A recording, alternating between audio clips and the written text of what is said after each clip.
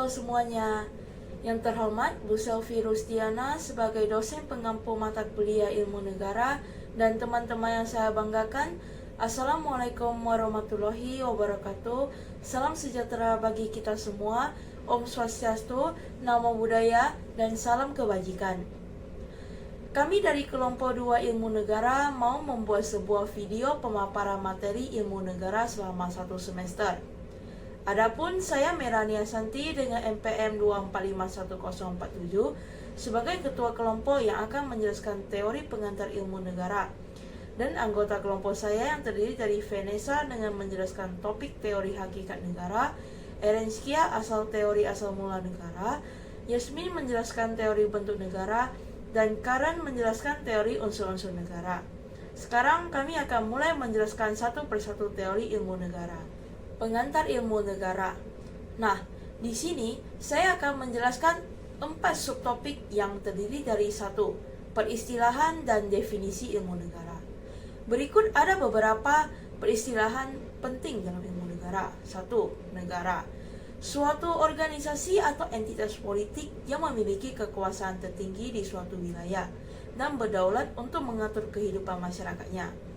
Negara memiliki 3 elemen utama, yaitu wilayah, rakyat, dan pemerintahan yang berdaulat. 2. Kedaulatan. Kekuasaan tertinggi yang dimiliki oleh negara untuk mengatur segala urusan dalam wilayahnya tanpa campur tangan dari pihak luar. Kedaulatan bisa bersifat internal maupun eksternal seperti kemerdekaan negara dari pengaruh asing. Yang ketiga ada pemerintahan.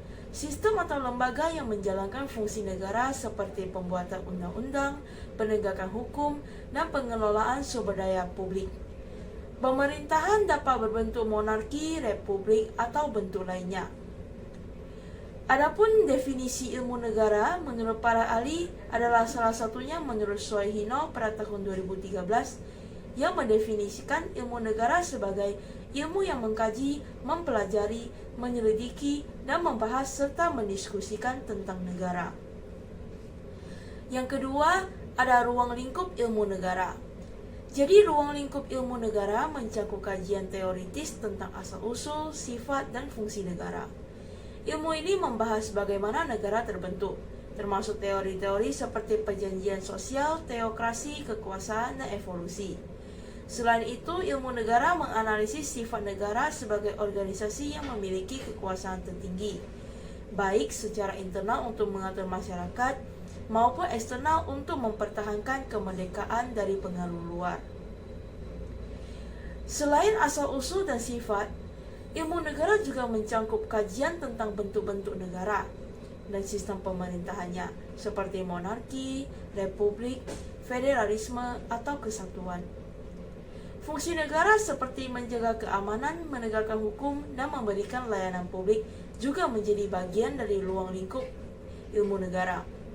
Ilmu negara tidak mempelajari negara tertentu, tetapi memberikan pemahaman umum mengenai konsep-konsep dasar yang berlaku untuk semua negara. Yang ketiga, akan saya menjelaskan sejarah perkembangan ilmu negara. Jadi sejarah perkembangan ilmu negara dimulai dari pemikiran para filsuf Yunani kuno seperti Plato dan Aristoteles. Mereka berusaha memahami konsep negara, kekuasaan, dan pemerintahan ideal.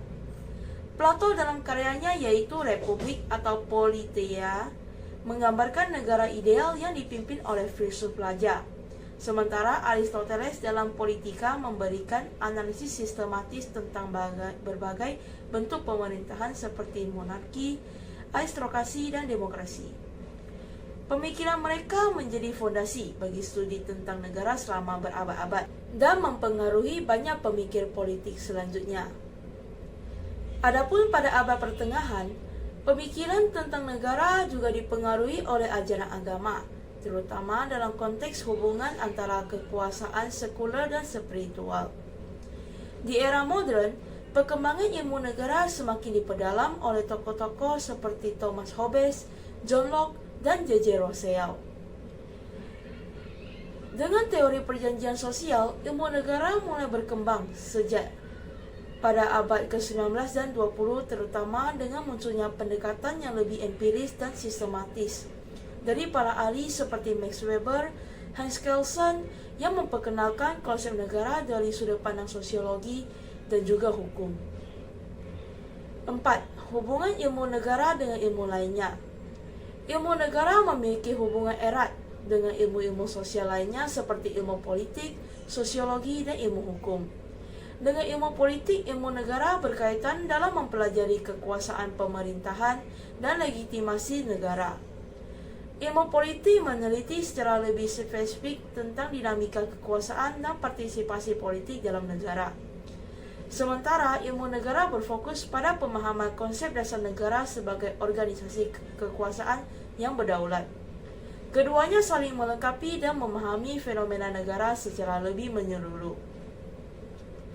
Dalam kaitannya dengan sosiologi, ilmu negara lebih menelaah bagaimana negara terbentuk sebagai hasil dari perkembangan masyarakat dan interaksi sosial. Sosiologi juga membantu ilmu negara dalam memahami hubungan antara struktur sosial dan negara, serta bagaimana negara mempengaruhi dan dipengaruhi oleh masyarakat. Selain itu, dengan ilmu hukum, ilmu negara berinteraksi dalam mempelajari dasar-dasar hukum yang mengatur negara. Ilmu hukum di sini mengkaji aturan dan norma yang menjadi kerangka operasional negara, sedangkan ilmu negara melihat peran negara sebagai lembaga yang menciptakan dan menegakkan hukum tersebut. Assalamualaikum warahmatullahi wabarakatuh. Selamat pagi semuanya. Perkenalkan, saya Vanessa Tabita dengan NPM 2451126. Di sini saya akan menjelaskan teori hakikat negara. Nah, jadi di sini yang pertama kali yang saya akan bahas itu adalah teori hakikat negara di zaman Yunani kuno. Nah, di sini menurut Aristoteles berpendapat bahwa negara terbentuk dari penggabungan keluarga-keluarga menjadi desa. Lalu desa-desa bergabung menjadi kota atau polisi, dan juga Aristoteles juga berpendapat bahwa negara adalah organisasi sosial yang berdampingan dengan organisasi lain. Nah, selanjutnya itu ada Plato yang berpendapat bahwa negara terbentuk karena manusia tidak bisa memenuhi kebutuhannya sendiri atau keinginannya sendiri.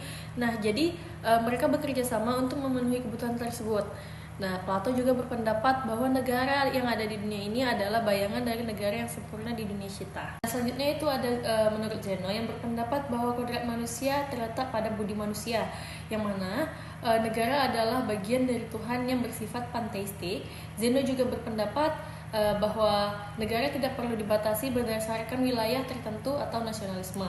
Selain itu, negara Yunani kuno juga memiliki tipe negara kota yang memiliki ciri-ciri. Yang pertama, negara kecil yang hanya terdiri dari satu kota, kedua dilingkari oleh benteng pertahanan, ketiga penduduknya sedikit, keempat pemerintahan yang bersifat demokrasi langsung. Selanjutnya saya akan membahas teori hakikat negara di zaman Romawi kuno, yang mana dikemukakan oleh para pemikir atau ahli pada zaman tersebut. Nah, hakikat negara adalah organisasi kekuasaan yang menyatukan kelompok manusia yang disebut dengan bangsa.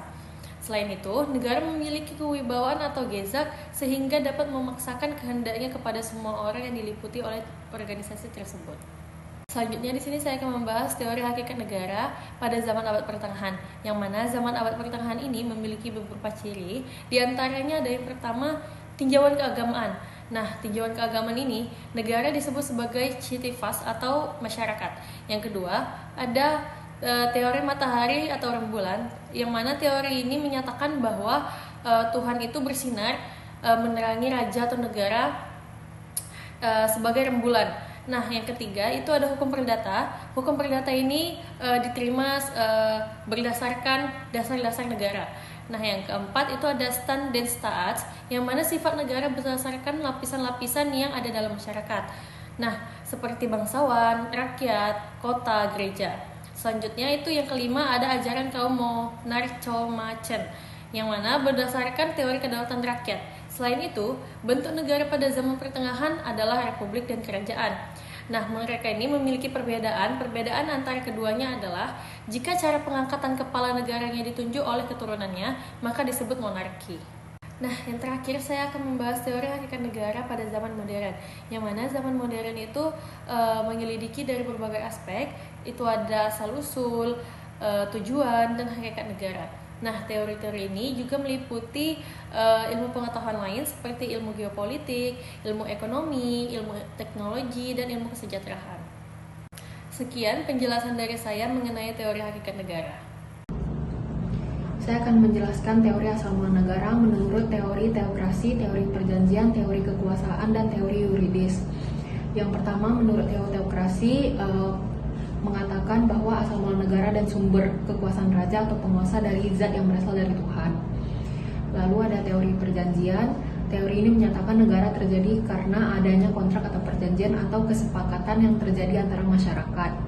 Lalu ada teori kekuasaan. Teori ini berpendapat bahwa kekuatan menjadi sumber dari penciptaan negara. Negara dilahirkan karena pertarungan kekuatan, di mana yang kuat akan menjadi pemenang dan sekaligus merupakan pemenang negara. Lalu yang terakhir adalah teori yuridis. Teori yuridis mencakup 3, yaitu teori matriarkal, teori patriarkal, dan teori patrimonial. Teori matriarkal ada garis keturunan ibu, lalu ke keluarga, lalu ke masyarakat, dan lalu ke negara. Teori patriarkal garis keturunan dari bapak, keluarga, lalu masyarakat, dan lalu negara. Lalu yang terakhir adalah teori patrimonial, yaitu garis keturunan ibu dan bapak, lalu ke keluarga, lalu masyarakat, dan lalu negara. Sekian dari saya, terima kasih. Assalamualaikum warahmatullahi wabarakatuh. Perkenalkan, nama saya Yasmin Raisa Sari. Di sini saya akan menjelaskan tentang bentuk negara. Berikut ada beberapa bentuk negara. Yang pertama ada teori negara, mempelajari konsep dasar dan ideologi di balik pembentukan negara. Yang kedua ada hukum tata negara, mengkaji peraturan-peraturan yang mengatur lembaga-lembaga negara dan hubungan antar lembaga. Politik dan kebijakan publik, fokus pada proses pengambilan keputusan dan implementasi kebijakan oleh pemerintah. Selanjutnya ada administrasi negara, menyelidiki bagaimana pemerintah menjalankan fungsinya secara efisiensi. Terus selanjutnya ada hubungan internasional, mempelajari interaksi antar negara dan dampaknya terhadap kebijakan nasional. Setiap bentuk ini saling berhubungan dan membentuk pemahaman yang lebih komprehensif tentang fungsi dan dinamika negara. Tipe negara dapat dibedakan berdasarkan berbagai kriteria. Berikut adalah beberapa tipe negara yang umum. Yang pertama, berdasarkan sistem pemerintahan. Republik, pemimpin dipimpin melalui pemilu. Monarki, kepala negara adalah raja atau ratu, bisa bersifat absolut atau konstitusional. Selanjutnya ada oligarki, kekuasaan dipegang oleh sekelompok kecil individu atau keluarga. Selanjutnya ada totaliter, pemerintah memiliki kontrol penuh atas kehidupan masyarakat. Lalu berdasarkan bentuk negara, yaitu ada negara kesatuan. Kekuatan terpusat di pemerintahan pusat, negara federal, kekuatan dibagi antara pemerintah pusat dan pemerintah daerah. Contohnya yaitu Amerika Serikat. Terus selanjutnya ada negara konfederasi, aliansi antara beberapa negara bagian yang memiliki kedaulatan tinggi. Selanjutnya ada berdasarkan tingkat kemandirian. Negara berdaulat memiliki kekuasaan penuh atas diri sendiri. Selanjutnya ada negara satelit, bergantung pada negara lain dalam banyak aspek seperti politik atau ekonomi. Terus berdasarkan ideologi, negara kapitalis berorientasi pada ekonomi pasar bebas. Negara sosialis mengutamakan kepemilikan bersama dan distribusi kekayaan. Setiap tipe negara memiliki karakteristik dan sistem yang berbeda dalam menjalankan pemerintahan dan hubungan sosial. Sekian penjelasan dari saya. Wassalamualaikum warahmatullahi wabarakatuh. Oke, jadi saya akan membahas unsur-unsur berdiri suatu negara. Jadi unsur negara secara klasik itu ada wilayah tertentu, rakyat, pemerintahan yang berdaulat. Yang pertama itu ada define teritori atau wilayah. Jadi batas wilayah di mana kekuasaan negara itu berlaku. Dalam wilayah tersebut terdapat 2 batas. Yang pertama itu ada batas negara. Oke, dalam batas negara ini kita ada batas alam. Jadi di dalam batas alam ini contoh itu seperti sungai, pegunungan, lembah dan lain-lain. Sedangkan yang kedua ada batas buatan, contoh itu kayak pagar, tembok, dan lain-lain. Yang ketiga ada batas menurut ilmu pasti atau garis lintang bujur peta bumi. Nah, yang kedua ini ada batas lautan. Jadi batas lautan ini contohnya ada zona bersebelahan yang jaraknya 24 mil dari pantai. Selanjutnya ada L teritorial yang jaraknya 12 mil dari pantai. Ada juga landas benua yang lebih dari 200 mil dari pantai. Nah, batas udara mengikuti daratan lautan yang diakui sebagai batas negara. Oke, selanjutnya ada government atau pemerintahan. Jadi pemerintahan yang sah dan berdaulat, yang dimana dimaksud sebuah pemerintahan yang mempunyai kekuasaan tinggi untuk mengamankan, mempertahankan, mengatur, dan melancarkan tata cara penyelenggaraan pemerintahan negara secara penuh. Jadi kedaulatan dibagi menjadi dua. Yang pertama ada intern, yaitu untuk negaranya sendiri, dan yang extern itu bekerja sama dengan negara yang lain. Nah, jadi unsur pengakuan dari de facto yaitu ada orang kekuasaan bisa dianggap memenuhi syarat menjadi anggota masyarakat internasional. Tidak pernyataan resmi kenegaraan atau official pronouncement, dan ada hubungan antara negara yang mengakui dan dengan entitas yang diakui.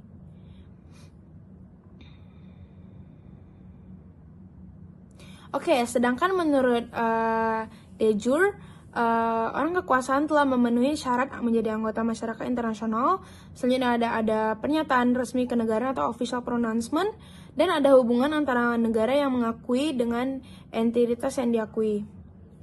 Nah, selanjutnya itu ada unsur negara secara yuridis, yang dimana wilayah hukum yang meliputi darat, laut, udara, serta orang dan batas warga negara. Nah, selanjutnya ada subjek hukum, yaitu pemerintah yang berdaulat, dan ada hubungan hukum, yang dimana hubungan hukum itu adalah antara penguasa dan yang dikuasai, termasuk hubungan hukum keluar dengan negara yang secara internasional. Nah, selanjutnya itu ada negara-negara secara sosiologis. Jadi faktor sosial yang meliputi itu ada unsur masyarakat, unsur ekonomis, unsur budaya. Dan faktor yang meliputi itu ada unsur wilayah mencakup area geografis masyarakat dan menjadi wilayah yurisdiksi suatu negara. Selanjutnya ada unsur bangsa, yang dimana sekelompok orang yang memiliki rasa kebangsaan yang sama, berbagi sejarah, berbagi bahasa, agama, dan budaya yang sama. Oke, selanjutnya kita akan menganalisa kasus perspektif teori unsur-unsur negara. Nah, yang pertama itu wilayah. Jadi wilayah merupakan unsur utama dalam pembentukan negara. Jadi Palestina mengklaim wilayah tepi barat, jalur Gaza, dan Yerusalem Timur sebagai bagian dari negara merdeka yang diinginkannya. Yang kedua ada rakyat. Rakyat atau penduduk merupakan komponen paling penting di dalam suatu negara. Jadi Palestina memiliki populasi yang besar di wilayah tepi barat, jalur Gaza, dan Yerusalem Timur. Namun status mereka sebagai rakyat di bawah kependudukan Israel mempersulit kehidupan sehari-hari mereka. Nah, yang ketiga ada pemerintah. Jadi Palestina memiliki dua entitas pemerintah yang terpisah, yaitu otoritas Palestina di tepi barat dan Hamas yang berkuasa di jalur Gaza. Meskipun otoritas Palestina diakui secara internasional, ketidakstabilan politik internal dan perpecahan dengan Hamas menciptakan tantangan besar dalam hal pemerintahan yang efektif. Yang keempat ada kedaulatan. Jadi kedaulatan ini adalah inti dari konsep negara. Jadi kedaulatan berarti kontrol penuh atas urusan internal dan eksternal suatu negara tanpa interferensi dari pihak luar.